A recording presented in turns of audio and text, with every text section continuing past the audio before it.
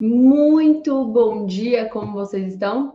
Espero que estejam todos bem. Vamos agora falar um pouquinho sobre mercados, né? Hoje, feriado, né? Quarta-feira, todos os mercados lá fora estão abertos, mas aqui já vamos passar nossos pontos. E quem estiver operando os mercados de hoje, né? Para mercados de hoje também a gente vai passar nossos pontos.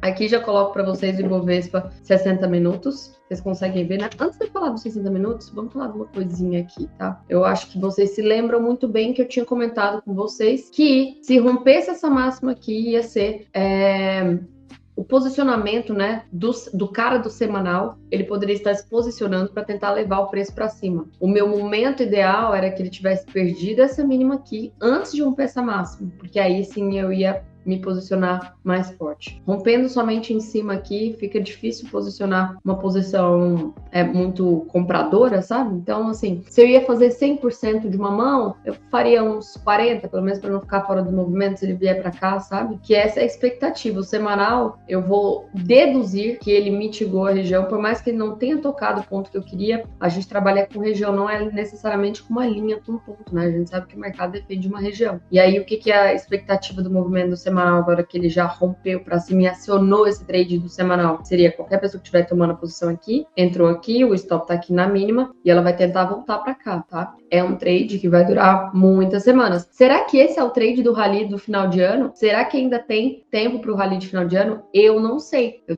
assim que o mercado está me dizendo. Caso esse trade que acionou no semanal stop, aí aqui é o ponto mais lindo, maravilhoso de médio prazo que eu gostaria de estar fazendo, tá? Aqui de baixo é o longo prazo que eu queria muito poder fazer, mas nem sempre o mercado dá o que a gente quer, trabalha com o que tem. Se a gente for olhar o que aconteceu ontem, finalmente rompemos essa região aqui, né? E aqui eu tinha comentado para vocês que era o key level dos 60 minutos e também do 240 minutos, do 4 horas, né? A gente fez o quê? Vocês que conhecem o canal aqui, fechamos acima, fechamos abaixo, certo? Acima do key level, abaixo do key level. Não perdemos essa mínima aqui. Ponto importante que não tem nenhum vídeo nosso assim gravado, às vezes eu solto aleatório, mas ponto importante, eu não gosto, não me dou bem com a primeira manipulação que acontece depois do posicionamento de um tempo gráfico maior. Então, se eu sei que o semanal se posicionou, acionou um trade do semanal e todo mundo que está comprando aqui está comprando com viés semanal, eu não opero a primeira manipulação. Ela pode acionar, o movimento pode ser lindo, maravilhoso, mas eu prefiro ser mais conservadora quando um tempo gráfico maior se posiciona. Então, nessa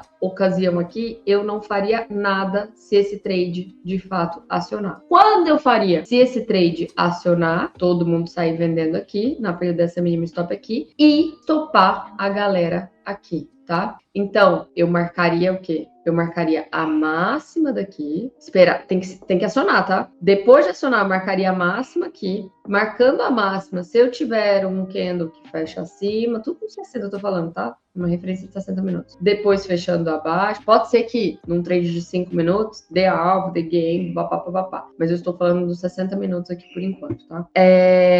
Perdendo aqui, depois dessa manipulação, o stop aqui, aí sim eu operaria para tentar trazer para cá. Então eu esperaria o spring duplo. Se você não sabe o que é spring duplo, tem vídeo aí no canal, anteriormente, que a gente explicou para vocês, mas a gente vai produzir outros conteúdos a mais sobre conteúdos que ficaram por aí, que a gente não mencionou, mas a gente vai mencionar por agora, tá bom? Se eu for olhar aqui pelos 60 minutos, como eu sei que rompeu, pode ser que essa manipulação aqui não dê certo e nem o spring duplo. Daí onde eu teria que pegar esse cara? Nessa região aqui, tá? Então essa região aqui é uma região bem vendedora pelos 60 minutos. Lembrando que agora todo repique a gente tem que o Ibovespa fizer, a gente tem argumento vendedor, tá? Todo repique. Ó, se eu tenho topos e fundos descendentes no diário, cara, eu sei que esse diário vai ser defendido, esse topo vai ser defendido, eu sei que esse topo vai ser defendido, eu sei que esse topo vai ser defendido, até que eu vejo uma reversão do tempo gráfico diário. Para que isso aconteça, eu tenho que ter o rompimento verdadeiro dessa estrutura, que aí seria justamente a agressão ao key level. Ele vira choque quando atinge os 50%, né? Então, ó, vou marcar aqui. Ele atingiria 129.200, aí aqui essa região branca que eu tenho assinalada, ela não vai ser mais key level, ela vai ser choque. Aí a gente espera o preço recuar para poder ter argumento comprador, para poder comprar a favor de uma tendência no semanal e vir para cá. E aí ele vai fazer os topos e fundos ascendentes e aí de fato vai ter revertido a tendência por enquanto a tendência do diário continua de baixa. Mesmo que o semanal tenha se posicionado, o semanal agora vai brigar com o diário e a gente vai ver dois cachorros grandes brigando. A gente não quer estar no meio dessa briga, a gente quer pegar o melhor momento do diário e o melhor momento do semanal. Então, para isso, a gente vai sempre procurar as extremidades do movimento, tá bom? Esse foi o cenário dos 60 minutos. Só recapitulando, a gente parou ontem nessa mesma região que a gente tinha marcado. Eu não vou desmarcar isso aqui ainda, porque aqui ainda é uma região que, se vier tocar, eu tenho interesse de comprar, tá? Olhando aqui para o índice futuro. Aqui nos 5 minutos, né, que era o que a gente já tinha feito, acertamos, cravamos a mínima de ontem do movimento, né? Ontem foi? Aqui. Foi aqui? Foi aqui, tô ficando doida. Ó, acertamos a mínima do movimento que a gente já tinha marcado esse order block. Foi a mínima, cravadinho aqui. Cara, trade sossegado. Pagou 10 vezes, sei lá, nem sei quantas vezes pagou até aqui no final. Muito mais do que 5 vezes o seu risco. Foi mamão com açúcar, né? Então agora aqui, essa região, eu vou continuar a deixar ela marcada, porque mitiguei apenas o toque. Eu não mitiguei os 50% deste order block, tá? Então ainda tem um ponto aqui, que ainda é na defesa do médio do comprador, que é a região de 128 bola praticamente. Vou inclusive botar uma linha aqui, porque aqui é um ponto de compra, tá? Aqui essa linha azul, não sei se vocês se lembram, mas continua ainda a defesa do médio do comprador. Ele não tocou cravado, ele só veio na região. Aqui essa pontilhada é a mínima do dia de ontem, que a gente deixa marcado para vocês, justamente porque a gente comenta que é um dos pontos de maior liquidez, que é a máxima e a mínima do diário, tá? Se eu voltar aqui para os 5 minutos, eu já fiz as minhas marcações do dia de hoje. Esse aqui foi ontem. Esse aqui foi ontem também, onde teve a manipulação e ele até arrefeceu um pouco. Pontos de compra, né? Lembra? O semanal se posicionou, então eu tenho uma pernada de referência que é esse carinha aqui, ó. Esse carinha aqui. Onde que eu posso comprar? Abaixo de 50%. Vou marcar os meus pós de interesse. 79% é o ponto que mais me interessa, né? 128, 285 até 128, 170 é um ponto que me interessa bastante. Mas o mercado pode estar muito forte na quinta-feira, porque a gente tem uma expectativa altíssima para quinta-feira. Então eu vou deixar esse carinha marcado aqui. O problema desse carinha é só isso aqui, ó. Ele tá muito próximo de 50%. Mas, por que eu acredito que ele pode ser uma boa? Porque a gente tem essa linha de tendência de alta aqui, que a gente sabe que tem dinheiro preso de mercado. Isso aqui é um inducement. Se é um inducement, a gente vai esperar o preço perder isso aqui. Quando ele perder, ele segurar aqui para tentar voltar para alta e romper, tá? Pode ser, inclusive, que quando ele perder isso aqui, ele vai acionar aquele trade dos 60 minutos lá do Ibovespa, tá? Que aqui não teve. Você até pode considerar aqui, ó, por exemplo, aqui o que leva, tá? Pontos que mais tocou. Fechou acima, fechou abaixo e ele acionou, tá? Mas eu vou seguir pelo Ibovespa muito mais na venda do que pelo índice futuro, que ele pode me manipular. O Ibovespa, ele é mais assertivo quando um tempo gráfico maior se posiciona. Então, aqui a gente tem o dinheirinho preso e é esse movimento que eu quero aqui. Se eu for marcar até pelo 1 minuto, para deixar uma região muito mais assertiva para nós outros, a gente tem aqui. Lembrando que se você é um cara que não gosta de ter um stop longo, você marca os 50%. Pode ser que você fique de fora do movimento, mas pelo menos seu stop está mais curto, seu payoff é melhor, tá bom? É isso que temos aqui. Deixa eu tirar isso aqui para ficar bonitinho, para quem gosta de gráfico mais limpo, né? Isso aqui, não tem porque tá aqui. Esse aqui é um ponto de atenção, vou deixar ele em verde, tá? Ponto de atenção, que o bola vai chamar a atenção dentro desse order block. E se perder aqui, a gente continua com os mesmos pontos de sempre aqui embaixo, tá? Vou deixar aqui como 50% para ficar um stop menorzinho. Lembrando que isso aqui é uma posição de swing trade que a gente tem intenção de tomar. Então, 127.550 com stop 127.300, tá? Esse ponto aqui, ó, esse ponto aqui em cima, ele tá marcado de vermelho, só que acabei de falar para vocês que a primeira manipulação ou o primeiro toque de risco numa venda, depois que um tempo gráfico maior está posicionado, é mais arriscado. A probabilidade de stop é muito maior. Então, eu vou pintar isso aqui de branco, porque se você é um cara que não tem muita bala, eu não faria esse ponto, tá? Agora, se você é um cara que tem bala para tirar aqui, você arrisca, tá? Se estopar aqui, a gente volta para essa mesma região anterior entre 130.840 até 130.950, mais ou menos, que não me interessa. Aqui, eu deixei em branco, justamente para saber, não sei quanto que é o seu máximo de tiros por dia. Aqui em branco, porque a gente tem essa liquidez aqui que pode ser consumida, tá? Então, seria a manipulação dessa região. Mas tá marcado aqui já para vocês, 131.290 até 131.430. Depois disso, 131.840 até 131.945. E, por último, 132.445, né? Até 132.690. Lá para cima, nossa, não é possível que o mercado vai tudo reto. Assim, tudo é possível, né? Mas é isso. Então, pontos de compra aqui abaixo, pontos de venda ali. Atenção para essa primeira venda aqui de risco, porque a gente tem o semanal posicionado. Vamos falar de dólar aqui. Dólar já deixei tudo marcado também. Marquei aqui para vocês a mínima e a máxima do dia. A gente sabe que é ponto forte para nós. Descendo para uns 60 minutos. Aqui foi... isso aqui eu tinha deixado marcado só para a gente ressaltar. Foi a venda da máxima de ontem, que foi bem bacana aqui. Já não me interessa mais. Agora eu vou para o pó de cima.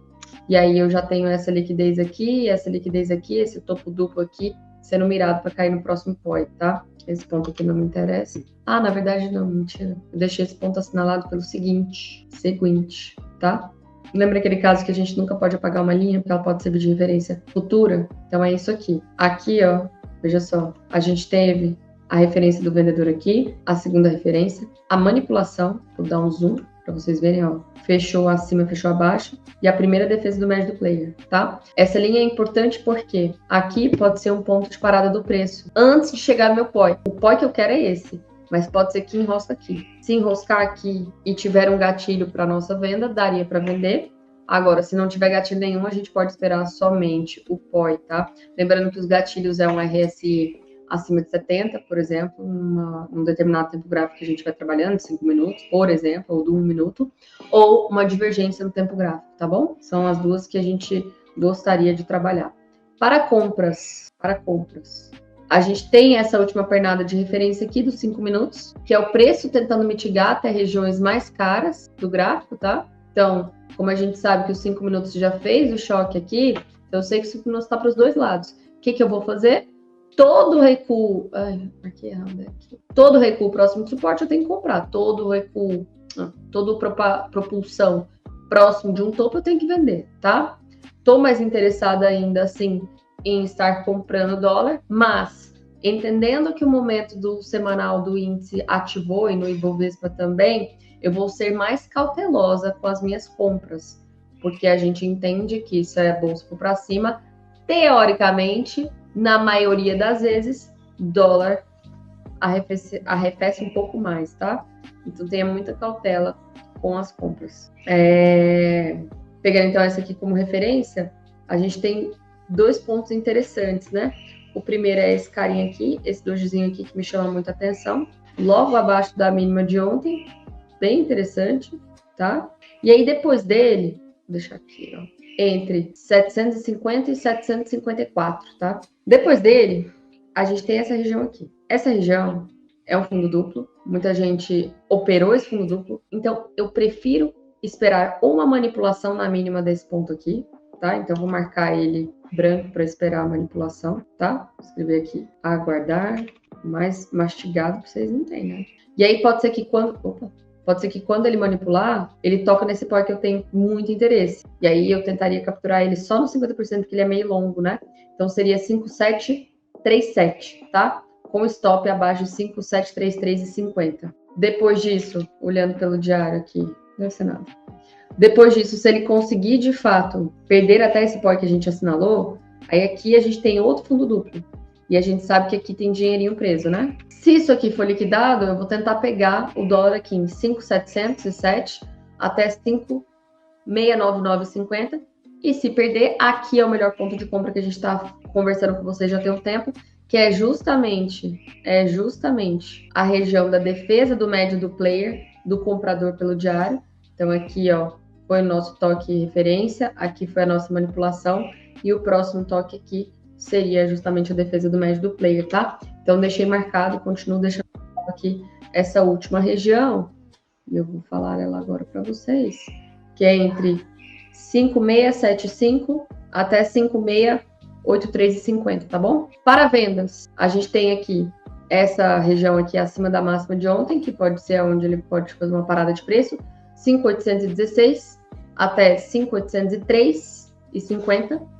Acima disso, a gente tem isso aqui que a gente comentou, né? Que pode ser onde vai parar, porque pode ser uma defesa do médio do vendedor, mas a gente não faria isso aqui no risco. Risco somente 5.832 até 5.839,50, né?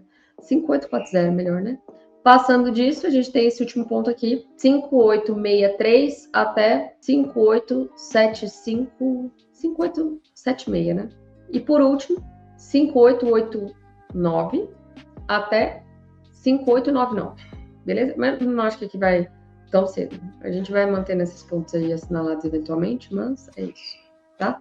Isso aqui eu vou deixar para vocês também marcado, que a gente já tem essa linha de tendência de alta também, que é dinheirinho preso. Então a expectativa é que o preço venha varrer isso aqui. Ia ser muito lindo, maravilhoso, cair direto no nosso suporte para a gente poder comprar ele, tá bom? Vamos agora para falar lá de poeira, porque aqui é mamata, mas lá fora as pessoas estão trabalhando, operando. Cara, semanal do Bitcoin rompeu mais uma vez, né? Ponto interessante, tá? Que eu vou abrir aqui para vocês, que é o Fear and Greed, que é o sentimento de ganância do Bitcoin. Vamos. Eita. Ele estava em 90, acima de 90, né? Ele estava acima de 90. Ele deu uma leve queda. A gente quer que isso aqui fique ao redor dos 90 para indicar justamente que poderia ser um potencial, uma potencial região de topo, né? Não vou entrar muito nesse assunto, porque se você tem dúvidas e quer entender um pouco mais qual a melhor hora de Bitcoin, tem um vídeo do Clinton aqui, de Fear and Greed, que ele fez na semana passada. Já confere lá, que você vai entender melhor. Mas vamos aqui voltar sobre as regiões do Bitcoin, né? Bitcoin trabalhando nessa base aqui, a gente estava aguardando ele manipular isso aqui, não manipulou ainda, porque isso aqui é uma linha de tendência de alta para cair nesse pó aqui, próximo desse que level que a gente tinha, mas não aconteceu nada. Ele continua rompendo topos e fundos. Uma coisa que a gente vai se atentar agora novamente, olha só, topos mais altos no preço, topos mais baixos no indicador. Fundo muito, muito, muito forte. Isso pode indicar que uma vez que for acionado, e o acionamento seria... Já acionou? Deixa eu ver. Aqui, praticado aqui. Não acionou. E agora ele voltou a ficar forte. Então, quando a divergência for acionada, ele tem o potencial de vir testar esse fundo aqui, tá? Então, muito atento aí para essa venda. Lembrando que a venda é arriscada porque a gente está contra todos os tempos gráficos, tá? Então, se você não quer se arriscar muito, você, por um tempo gráfico menor, e aí você tem que fazer um day trade, um swing trade mais rápido, etc e tal, espera cair, e aí ele faria esse movimento aqui, de tocar aqui, e quando ele tocar aqui, aí o preço, a gente tenta capturar ele com algum gatilho, tá? Alguma coisa assim. Olhando pela 1 hora, ele já está também com essa divergência, só que eu queria que ele rompesse esse topo aqui ainda, para ficar uma divergência mais bonita. O RSI já está acima de 70, bacaninha, bacaninha. A gente tem aqui já uma nova linha de tendência de alta, né? Que a gente sabe que tem dinheiro preso, então uma divergência aqui pode fazer o preço capturar essa liquidez aqui abaixo, entendeu? É isso que a gente quer, beleza?